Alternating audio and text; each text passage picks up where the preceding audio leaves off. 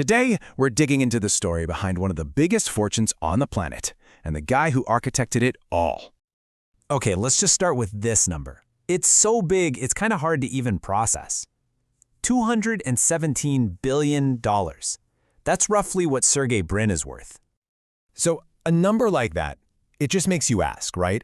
How on earth does a PhD project at a university turn into, well, this level of dynastic wealth?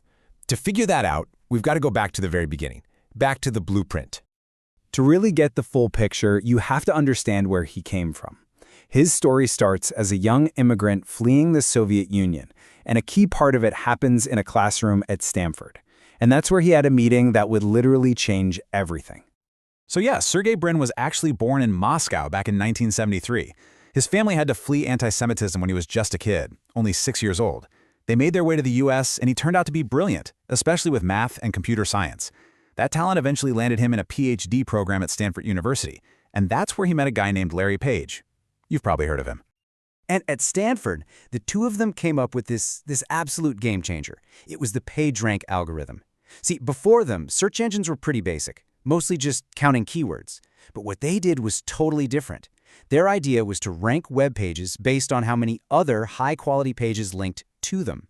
It was a way of measuring authority and relevance. And honestly, it was the breakthrough that made Google, Google. All right, so that algorithm was the seed, right? But what grew from it wasn't just a search engine. No, what Brin and Page did was architect this massive, sprawling empire. It's way more than just a company. And a really pivotal moment came in 2015. They did something smart. They restructured the whole thing. Google became just one part of a new, giant parent company called Alphabet Inc. And that move, it was a huge signal to the world that they were thinking way, way beyond just search. And just look at this ecosystem. Alphabet is basically a collection of these massive, world-changing companies. Of course, you've got Google itself, with search, ads, and cloud. But then there's YouTube, and Waymo, doing self-driving cars, DeepMind, pushing the absolute limits of AI research, and even X, their famous moonshot lab for crazy, futuristic ideas. It's huge. So you put all that together, and what do you get?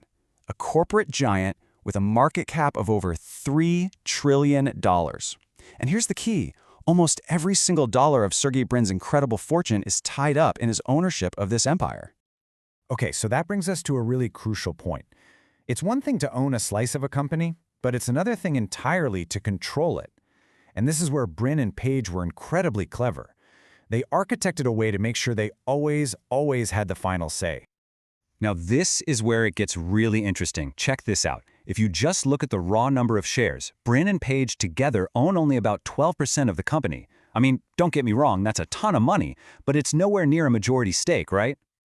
But look at this. When it comes time to vote on big decisions, together they control over 51% of the voting power. So let me say that again. Their 12% ownership stake gives them majority control. How in the world is that even possible? Well, the secret is something called Class B supervoting shares. These are special shares that you and I can't buy on the stock market. And the kicker? Each one of these shares gets 10 votes, compared to just 1 vote for a regular share. This little bit of financial engineering is the key. It's how they stay in the driver's seat of their multi-trillion-dollar empire. So let's fast forward a bit. Brin actually stepped down from the day-to-day grind back in 2019, but now he's back. He's in the trenches again for what you could call his second act, and it's all about AI. You know, his fortune actually took a pretty big dive during the tech crash in 2022, dipping below $100 billion. But then in 2023, he came back to the company, working full-time on their AI projects like Gemini. And that move, plus the massive AI boom we've all seen, just sent his net worth skyrocketing. It more than doubled, blowing past that $200 billion mark. And you can tell he's genuinely fired up about this. He's on record saying this whole AI era is, and I'm quoting here, far more exciting than even the early garage startup days of Google. I mean, wow. And that focus is clearly paying off. The stock surged, all fueled by AI, has basically cemented his spot at the top. You look at the lists from late 2025, Bloomberg, Forbes, they both have him ranked as the 6th richest person in the world. But it's not just about accumulating wealth, he's also putting that money to work. He's given more than $1.5 billion to Parkinson's research. And for him, that's deeply personal. He actually carries a gene mutation linked to the disease. Beyond that, he's funding all sorts of things, from giant airships for humanitarian aid to supporting HIAS, the very same refugee agency that helped his family when they first came to America. And to give you a little more flavor of the person behind the numbers, he's always been known for being a bit eccentric. I mean, who wears roller skates to company meetings? He did back in the early days. He's also a licensed pilot, and get this, he co-owns a Boeing 767 with Larry Page. So, what's the big takeaway from all this? It's that Sergey Brin isn't just wealthy. He's in a club so exclusive it barely exists. He is one of only 6 people on the entire planet worth over $200 billion. Just let that sink in. And that leaves us with one final question to think about. Brin's fortune. It was built on an algorithm that basically defined the first chapter of the internet. Now he's betting it all on AI to write the next chapter.